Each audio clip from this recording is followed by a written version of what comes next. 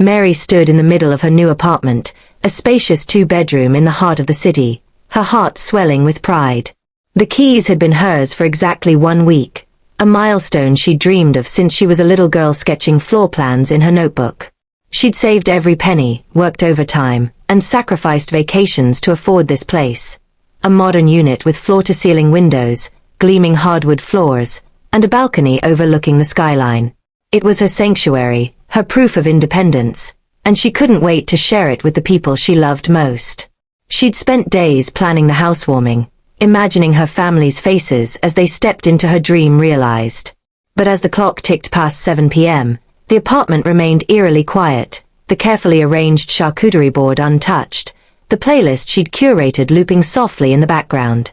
She'd sent out invitations 2 weeks ago, cheerful texts to her parents, her older brother Mark, and her younger sister Lily. Housewarming at my new place. Saturday, 6 p.m. Can't wait to show you around. She'd followed up with reminders, even called her mom to confirm. Everyone had said they'd come. Her dad promised to bring his famous homemade lemonade. Her mom said she'd bake her signature brownies. Mark, always busy with his startup, swore he'd make time. Lily, fresh out of college and living nearby, had squealed with excitement over the phone. Mary had spent hours cleaning, decorating and cooking, her hands trembling with anticipation as she hung fairy lights and set out wine glasses. She'd even bought a new rug to tie the living room together, imagining her family sprawled across it, laughing and swapping stories.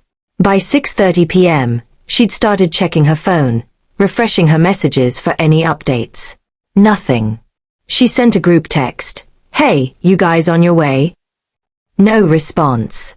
She called her mom, but it went to voicemail. Same with Mark.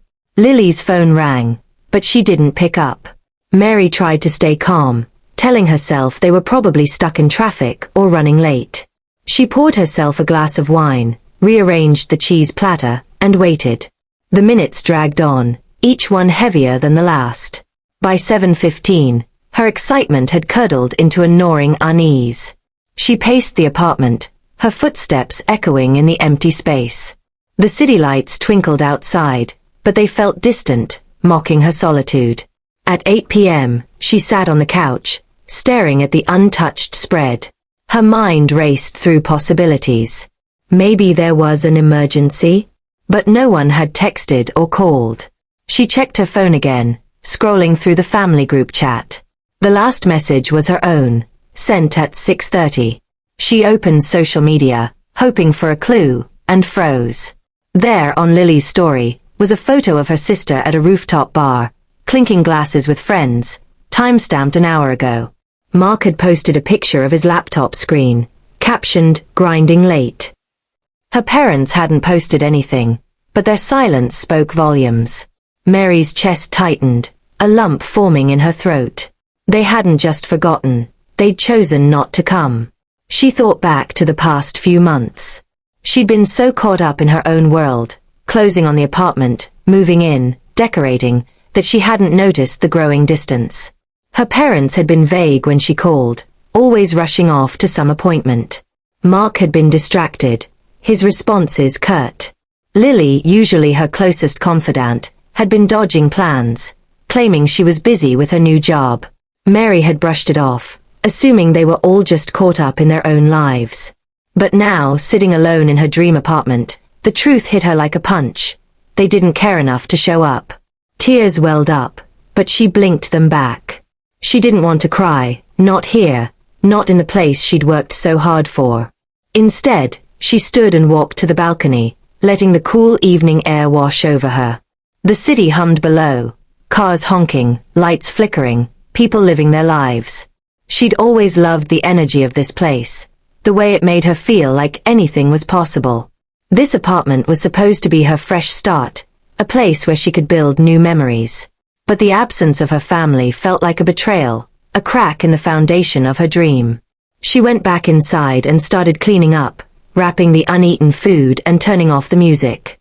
As she packed away the brownies her mom never brought, she thought about calling them, demanding answers. But what would she say?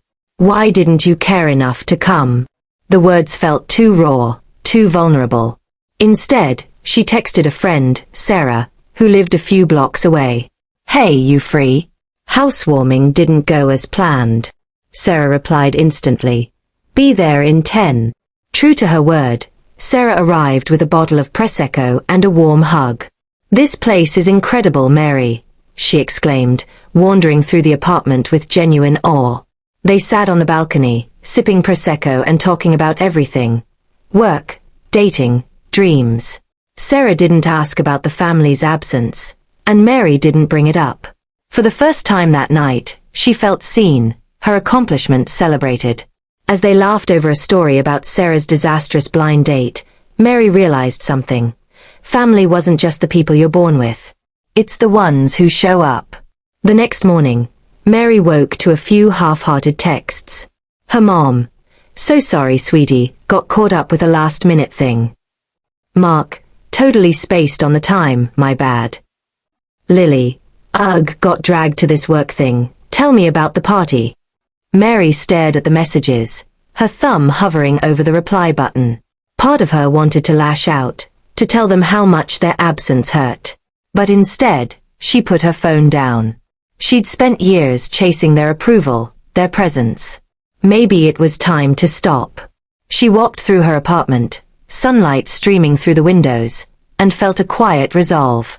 This was her space, her achievement. She didn't need their validation to make it real. She'd fill this home with people who showed up. Friends like Sarah, colleagues, maybe even new faces she hadn't met yet. The emptiness of last night would fade, replaced by laughter, conversations, and memories she'd create on her own terms. Mary smiled, picked up her phone, and texted Sarah, "Brunch at my place next weekend?" The reply came instantly. "Wouldn't miss it."